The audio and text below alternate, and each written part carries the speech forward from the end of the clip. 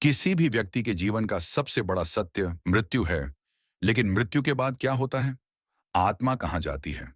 क्या स्वर्ग और नरक वास्तव में मौजूद हैं? गरुड़ पुराण में इन सभी प्रश्नों का विस्तृत उत्तर मिलता है। आज मैं आपको एक ऐसे व्यक्ति की कहानी सुनाने जा रहा हूं जिसने मरने के बाद जो देखा वह किसी को भी हिलाकर रख सकता है। गंगा किनारे स्थित एक छोटे से गांव में राजन नाम का एक व्यक्ति रहता था। वह जीवन भर पाप और पुण्य के मिश्रित कर्म करता रहा। कभी दान पुण्य करता तो कभी अपने स्वार्थ के लिए दूसरों को धोखा देता। एक दिन अचानक उसकी मृत्यु हो गई। लेकिन यह तो बस एक यात्रा की शुरुआत थी। जैसे ही उसकी आत्मा शरीर से निकली, उसने अपने परिजनों को रोते बिलखते देखा। वह उन्हें सांत्वना देना चाहता था, लेकिन कोई उसे देख नहीं सकता था। तभी दो विशालकाय यमदूत प्रकट हुए। उनके शरीर से आग की ज्वालाएं निकल रही थीं और उनकी आंखों में कठोरता थी।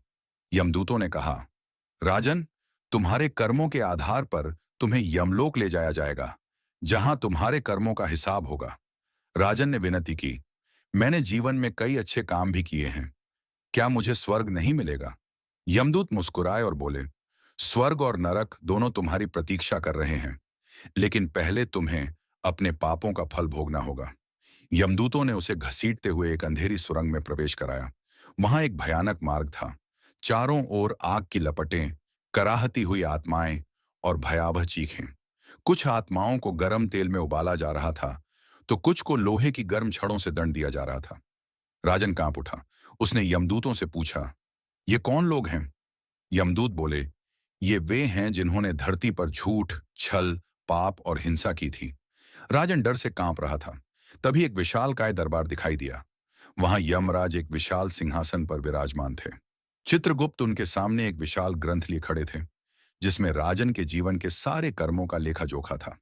चित्रगुप्त बोले, राजन ने कुछ अच्छे कर्म भी किए हैं, लेकिन उसने दूसरों को दुख पहुंचाया, लालच किया और झूठ बोला। इसलिए इसे कुछ समय के लिए नरक जाना होगा।